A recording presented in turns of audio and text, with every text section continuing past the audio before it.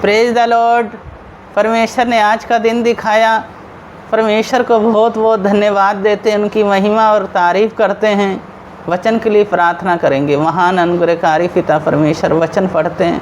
प्रभु जी आप गहरी बातें और भेद की बातें बताएं। प्रभु जी प्रत्येक जन को आपके हाथों में सौंप देता हूँ। सारा गौरव आदर महिमा आपको देते हैं। उद्धारकर्ता यीशु मसीह के नाम से मांगते हैं, आमीन। वचन पढ़ेंगे मत्ती 25 अध्याय उसका 31 पद से 46 पद तक। जब मनुष्य का पुत्र अपनी महिमा में आएगा और सब स्वर्गदूत उसके साथ आएंगे तो वह अपनी महिमा के सिंहासन पर विराजमान होगा और सब जातियां उसके सामने इकट्ठा की जाएंगी। और जैसे चरवा भेड़ों के बकरियों से अलग करता है वैसे ही वे उन्हें एक दूसरे से अलग करेगा। वह भेड़ों को अपनी दाहिनी और बकरियों को बाईं ओर खड़ा करेगा। तब राजा अपनी दाहिनी और वालों से कहेगा, हे मेरे पिता के धन लोगों, आओ उस राज्य के अधिकारी हो जाओ जो जगत के आदि से तुम्हारे लिए तैयार किया गया है। क्योंकि मैं भूखा था और तुमने मुझे खाने को दिया, मैं प्यासा था और तुमने मुझे पानी पिलाया, मैं परदेशी था और तुमने मुझे अपने घर में ठहराया, मैं नंगा था और तुमने मुझे कपड़े पहनाए, मैं बीमार था और तुमने मेरी सुधि ली, मैं बंदी गृह में था और तुम मुझसे मिलने आए। तब धर्मी उसको उत्तर देंगे, हे प्रभु, हमने कब तुझे भूखा देखा और खिलाया, या प्यासा देखा और पानी पिलाया? हमने कब तुझे परदेशी देखा और अपने घर में ठहराया था, और नंगा देखा और कपड़े पहनाए? हमने कब तुझे बीमार या बंदी गृह में देखा और तुझसे मिलने आए? तब राजा उन्हें उत्तर देगा, मैं तुमसे सच कहता हूँ, तुमने जो मेरे इन छोटों से छोटों भाइयों के से किसी के एक के साथ किया, वे मेरे साथ किया। तब वह बाईं ओर वालों से कहेगा, हे श्रापित लोगों, मेरे सामने से उस अनंत आग में चले जाओ जो शैतान उसके दूतों के लिए तैयार की गई है। क्योंकि मैं भूखा था और तुमने मुझे खाने को नहीं दिया, मैं प्यासा था और तुमने मुझे पानी नहीं पिलाया, मैं परदेशी था और तुमने मुझे अपने घर में नहीं ठहराया, मैं नंगा था और तुमने मुझे कपड़े नहीं पहनाए, मैं बीमार था और बंदी गृह में था और तुमने मेरी सुधि ना ली। तब वे उत्तर देगा, हे प्रभु, हमने तुझे कब भूखा या प्यासा या परदेशी या नंगा या बीमार या बंदी गृह में देखा और तेरी सेवा टहल ना की? तब वह उन्हें उत्तर देगा, मैं तुमसे सच कहता हूँ, तुमने इन छोटों में से किसी एक के साथ नहीं किया, वे मेरे साथ भी नहीं किया। और यह अनंत दंड भोगेंगे, परंतु धर्मी अनंत जीवन में प्रवेश करेंगे। इस वचन को पढ़े जाने को परमेश्वर आप लोगों को बहुत बहुत आशीष दे। तो यीशु कहते हैं सब अनंत जीवन पाएं। पहली बात, अनंत जीवन। अनंत जीवन के लिए हमें क्या करना है? हमें अनंत जीवन के लिए परमेश्वर के वचन के अनुसार हमें जीवन को जीना है और परमेश्वर के वचन के अनुसार हमें चलना है और वचन के अनुसार हमें जीवन को व्यतीत करना है। क्योंकि परमेश्वर ही हैं जो हमें स्वर्ग तक ले जा सकते हैं। क्योंकि वो जब स्वर्ग से आए और चढ़नी में जन्म लिए, हमारे लिए उन्होंने इतना दुख को सहा।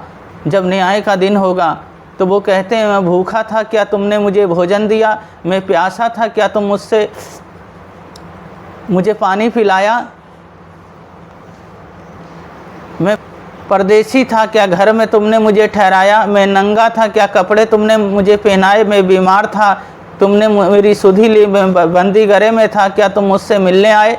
वो कहेंगे, हमने तुम्हें कब इन चीज़ों को देखा? उन्होंने कहा, तुमने एक छोटों के साथ नहीं किया, वो मेरे साथ किया। तो वो कहते हैं जिन्होंने ये कार्य किया है वो स्वर्ग राज्य में प्रवेश करेंगे, अनंत जीवन पाएंगे, और जिन्होंने ये कार्य नहीं किया है वो अनंत आग भोगेंगे। तो यीशु मसीह हमें सिखाना चाहते हैं और हमें समझाना चाहते हैं और हमसे अपनी महिमा लेना चाहते हैं। दूसरी बात है, वो कहते हैं धर्मी तुम बने रहो, धर्म के काम करो। जब हम धर्मी बने रहते हैं, दूसरों की सुधि लेते हैं। आज बाढ़ है, बाढ़ में लोग पीड़ित हैं, बरसात में पीड़ित हैं, क्या हम उनकी सुधि ले रहे हैं? जब हम उनकी सुधि लेते हैं तो परमेश्वर हमारे जीवन में कार्य करते हैं। कोई मांगने वाला आता है तो क्या हम उसे देते हैं? वो बेचारा गरीब है, उसके पास कपड़े नहीं हैं, खाने को नहीं है, उसकी हालत देख के हम पहचान जाते हैं। क्या हम उसके लिए कार्य करते हैं? क्या उनके लिए हम करते हैं? बीमार है उनके लिए हम क्या उनको अस्पताल लेके जाते हैं? तो हमें क्या करना है? हमें जेल में है, क्या उनसे हम मिलने जाते हैं?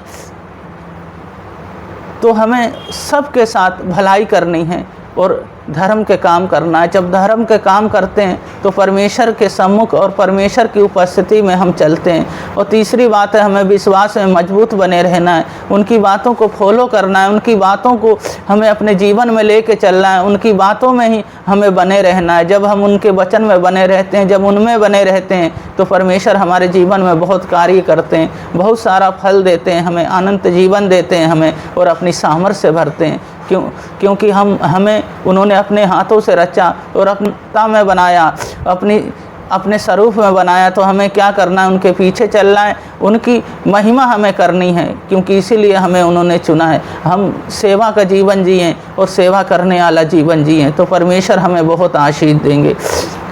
प्रार्थना करेंगे, अपने हाथ स्थानों पर रख लें। यीशु मसीह अभी छुएंगे, अभी चंगा करेंगे। महान अनुग्रहकारी पिता परमेश्वर, इन बहन भाइयों को, छोटे बच्चे प्रभु जी, बड़े बच्चे, सबको मैं आपके हाथों में सौंपता हूँ। पूरी फैमिली को, पूरी कुटुंब को आपके लहू में ढकता हूँ। आप इनको सुरक्षा प्रदान करें। आपके बच्चे हैं प्रभु जी।